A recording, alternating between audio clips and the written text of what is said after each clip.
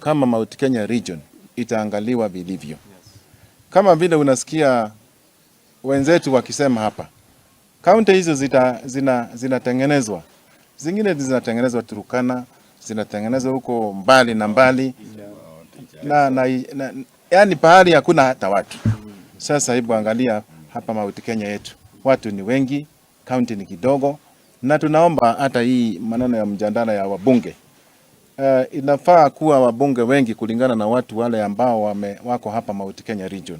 Ndio tuwe na sauti, na tuwe na sauti kubwa, kwa sababu watu ni wengi. Right now there are civil servants and people who are being taxed to the tune of 35% of your earnings. If this government thinks that it is very sweet to tax people, let them take the salaries, we shall take the taxes. But we cannot get to the point where, and this has to be made a constitutional provision, that the government of Kenya should not take more than 20% of your earnings in direct taxation. And we want to see equal distribution of resources. Ndio tunaweka mkazo. Kwa hiyo mambo ya one man, one shilling, one vote.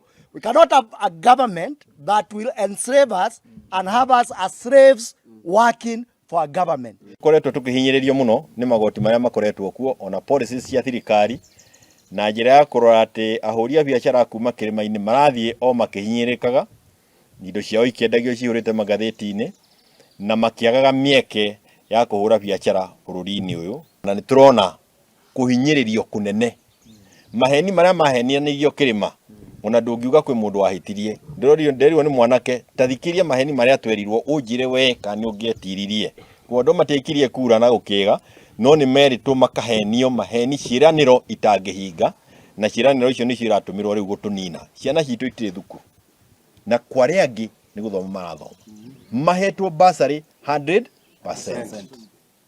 No gwitũ no kurwo tũhinge mba.